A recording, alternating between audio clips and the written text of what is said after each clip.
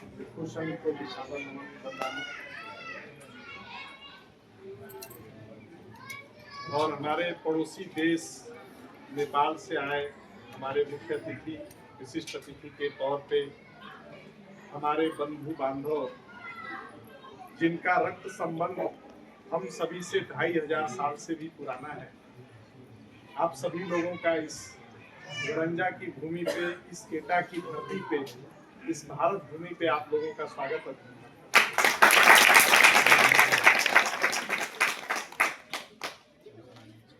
आप लोगों को पाकर ये अचलपुर गरंजा की धरती धन्य हो गई कि जो हमारे पुरखे, जो हमारे भाई 2500 साल से बिछड़े थे, वो इस जमीन पे आ गए। और यहाँ पे सिर्फ एटा कासगंज जिले के 2 जिलों के ही लोग नहीं हैं। बगल में अभी एक लड़का हमें मिला था, फिरोजाबाद एक जिला है जो कांच की चूड़ियों के लिए बहुत फेमस है, कांच का सामान, पीतल के सामान के लिए बहुत फेमस है। वहाँ के भी कुछ लोग आए हैं और बाकी दिल्ली से बहुत बड़ी टीम आई है। तो जब दिल्ली से टीम आ गई मतलब पूरे भारत के लोग तो दिल्ली में रहते हैं। सभी लोग आप लोगों के स्वागत अभिनंदन के लिए यहाँ तत्पर है। हमारी माताएं बहनें भी आप लोगों को सुनने के लिए आई हैं। बहुत सी बड़ी बड़ी बातें हैं। और एक और बड़ी बात जो हमसे छूट रही थी, जो इस जगह पे जहाँ हम लोग हैं, यहाँ के पहले के जमींदार के रूप में हमारे 2 जमींदार साहब लोग भी आप लोगों के स्वागत अभिनंदन के लिए। आप लोगों को ये भी बता दूं कि कल रात का जो भोजन था माननीय मंत्री जी का और हमारे नेपाल के सम्मानित जनों का, वो आपके ही घर में था। और बड़े सम्मान से जब इनको जानकारी हुई कि माननीय मंत्री जी नेपाल से आ रहे हैं हमारे यहाँ, तो इन्होंने स्वयं ही अपनी जिम्मेदारी का निर्वहन किया और इन्होंने कहा कि वो भोजन दान क्यों ना हमारे यहाँ। तो सर को बहुत बहुत साधुवाद।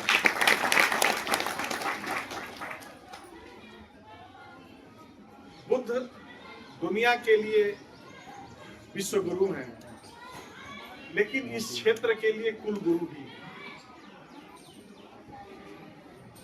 विश्व गुरु होने का गौरव दुनिया के लोग दे सकते हैं और कई मायने में वो भूल भी जाते हैं, या भूल भी जाएं तो उन्हें क्षमा किया जा सकता है।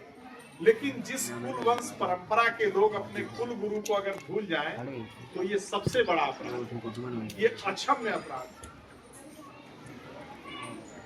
तो अब ध्यान रहे कि आने वाले भविष्य में कभी भी हम अपने कुल गुरु को किसी भी कीमत पे ना भूलें, जिनकी जन्म जयंती मनाने के लिए हम सभी आज यहाँ एकत्रित हुए हैं। और बुद्ध तो सदियों सदियों में एक होते हैं। जैसा कि आप लोग जानते हैं कि जब राजा अशोक नेपाल गए तो तथागत बुद्ध के जन्मभूमि लुम्बिनी से भी पहले 2 बुद्धों के यहाँ वो गए थे और वहां पे उन्होंने बकायदा अशोक स्तंभ लगवाया, अगर मैं सही हूं। क्योंकि विश्व गुरु तथागत गौतम बुद्ध की जन्मभूमि पे वो बाद में गए, उससे पहले वो दूसरे 2 बुद्धों के यहाँ पहुंचकर और उन्होंने अपना अशोक स्तंभ स्थापित किया। तो बुद्ध जो है सदियों सदियों में एक होते हैं। और बुद्ध की जो परंपरा है भारत में, इसीलिए इस भारत को ही विश्व गुरु कहा गया है। क्योंकि बुद्ध मेरी जानकारी में सिर्फ और सिर्फ भारत के कॉन्टिनेंटल में कह सकते हैं नेपाल एक स्वतंत्र राष्ट्र की तरह है। नेपाल और भारत में ही उनका जन्म हुआ है सभी बुद्धों का, जहां तक मैं जानता हूं। तो ये गौरव आप लोगों को हासिल है, भारत के लोगों को ये गौरव हासिल है कि बाकी भी बुद्ध जो है वो भारत की जन्मभूमि पे हुए। और एक बुद्ध नेपाल में जन्म जरूर लिए, लेकिन उन्होंने भी अपना कर्म भूमि इस भारत की वसुंधरा को बनाया।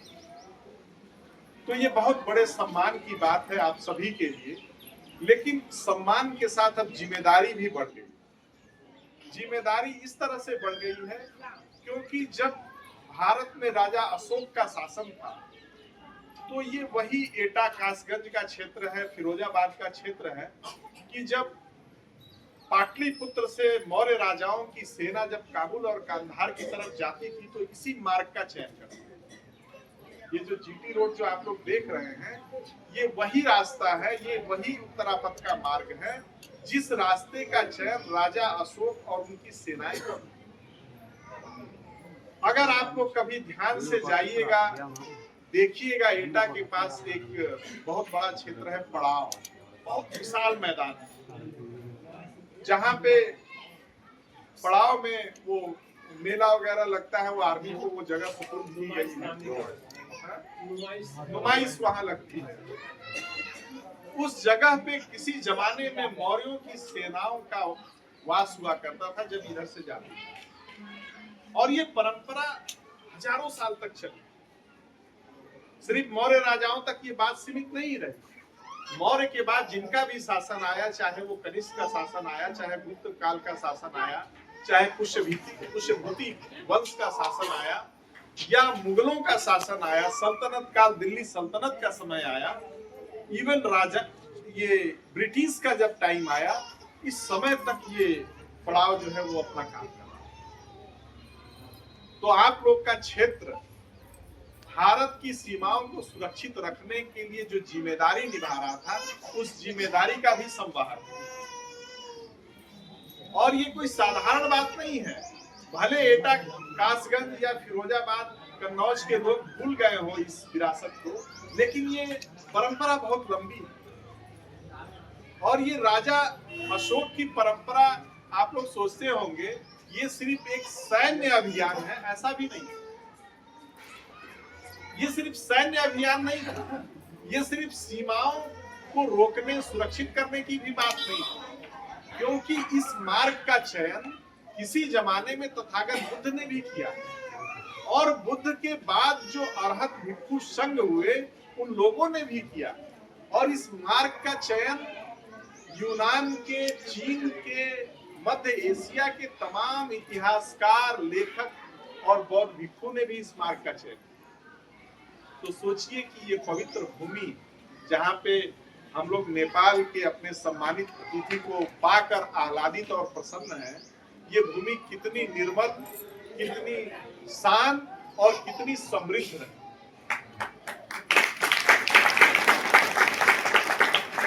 अब समय ये है कि उस समृद्ध विरासत को आगे बढ़ाना।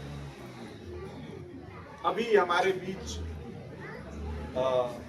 साक्य जी कह रहे थे कि मैं लोकल लोगों को, जो क्षेत्र के लोग हैं, उनको मैं बड़ा कम देख पा रहा हूं। ये इनके हृदय की चिंता है, और ये चिंता जाहिर है, क्योंकि भगवान बुद्ध का धर्म किसी एक क्षेत्र, एक समाज, एक जाति, एक जिले का धर्म नहीं है। ये वैश्विक धर्म है।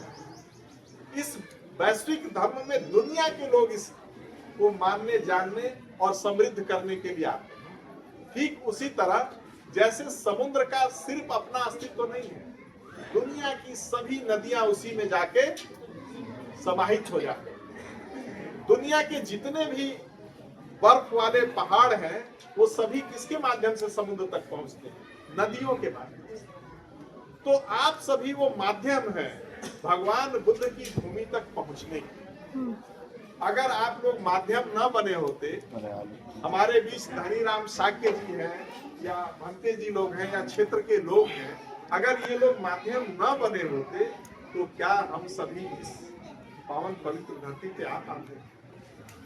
अगर जोगराज साक्य महाराज ने अगर अपना सर्वस्व न्योछावर न किया होता तो शायद हम लोग उतना नहीं जानते। हम लोग इस पवित्र भूमि के बारे में भी नहीं जान पाते। एक दो बातें और मैं आप लोगों को जोड़ के अपनी बात को समाप्त करूंगा, क्योंकि बातें बहुत लंबी, इतनी बातें हैं हृदय में कि हम कहते कहते थक जाएं, लेकिन आप सुनते सुनते न थकें। इतनी बातें। जिस जगह पे हम लोग अभी खड़े हैं, जहां बैठी हैं आप लोग, माताएं, बहनी, हमारी बच्चे बैठे हुए हैं, ये स्तूप है, बुद्ध स्तूप है। इस बुद्ध स्तूप पे ही हम लोग बैठे हैं या खड़े हैं, या हम अपनी बात आप लोगों के साथ सामने रखें। सोचिए ये बुद्ध स्तूप कितना पवित्र है बौद्धों के लिए या दुनिया के लोगों के लिए। यहाँ पे लोग इस स्तूप पे चढ़ते नहीं हैं। जिस समय ये स्तूप का वैभव रहा होगा, इस स्तूप के ऊपर कोई खड़ा नहीं होता, वहीं से सिर नवाता होगा, नीचे जहां गेट है वहीं सिर नवाता होगा और इसकी पूजा याचना अर्चना करता होगा, त्रिशरण पंचशील ग्रहण करता होगा, भिक्षु संघ उन्हें ग्रहण कराता होगा, फिर वो अपनी मनोकामना लेके अपने अपने घर को चले जाए। लेकिन हम लोगों ने इसको भुला दिया।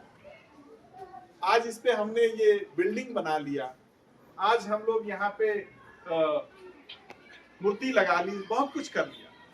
लेकिन ये स्तूप और ये स्तूप कहीं भी आप लोग भारत में या दुनिया के मध्य एशिया तक की मैं बात कर रहा हूँ, Afghanistan, Pakistan, Kyrgyzstan, Kazakhstan, Nepal, even Sri Lanka की बात कर लीजिए, बांग्लादेश की बात कर लीजिए, थाईलैंड की बात कर लीजिए, जहां भी ऊंची भूमि है वो ऊंची भूमि सिर्फ और सिर्फ स्तूप, क्योंकि दुनिया के किसी धर्म में जमीन को ऊंचा करके अपना पूजनीय स्थल या अपने किसी अरहत की कोई समाधि बनाने की परंपरा नहीं। स्तूप की परंपरा जो है वो शाक्यों की ही परंपरा है, वो बौद्धों की ही परंपरा है।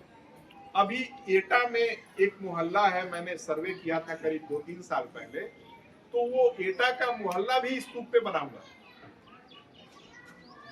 तो आप लोग कहीं भी अगर ऊंची भूमि देखिएगा तो ये जान लीजिएगा कि ये स्तूप है, और ये किसी अरहत, कोई जरूरी नहीं कि भगवान बुद्ध का ही स्तूप। वो अलग बात है कि राजा अशोक ने कुछ स्तूपों की खुदाई करके 84,000 स्तूपों पे, 84,000 जगहों पे उन्होंने बुद्ध के अवशेषों को डिवाइड किया। उसमें कुछ रत्न मिला के, कुछ बड़े भिक्षुओं के कुछ और भी अवशेष मिला के 84,000 भागों में डिवाइड किया। लेकिन उसके अलावा भी जो बड़े बड़े अरहत भिक्षु थे, उन अरहत भिक्षुओं की भी समाधियां, स्तूप जो है बने हैं बाहर। अभी मैं करीब 6 महीने पहले एक सर्वे कर रहा था बनारस में, तो बीएचयू से, जो बनारस हिंदू यूनिवर्सिटी है, वहां से एक जमींदार थे राजा तेजपाल करके, उनकी हवेली की तरफ मैं जब जा रहा था तो रास्ते में हमें एक पार्क दिखा। मैं ये बात इसलिए शेयर कर रहा हूँ ताकि आप लोग भी इन चीजों को पढ़ना सीख जाए। पढ़ाई के कई माध्यम है ना, या तो हम किताबों से पढ़ लेते हैं, आप लोगों को नींद आ रही है, हमारी बातें इतनी सुखद नहीं लग रही हो, सुखद में भी नींद आती है ना, हो सकता है, क्योंकि एक प्रसंग आता है बुद्ध का, कहीं हमने पढ़ा था कि जब वो क्या बोलते हैं, प्रवचन कर रहे थे, बुद्ध देशना दे रहे थे, तो एक भिक्षु को बहुत नींद आती थी। तो भगवान बुद्ध कहते थे कि किसी ने उनकी शिकायत कर दी कि ये जब भिक्षु देखो तब सोता ही रहता है। तो भगवान ने कहा कि ये भिक्षु सोता नहीं है, ये जो है अरहत होने के बहुत करीब है, वो भाव विभोर हो जाता है।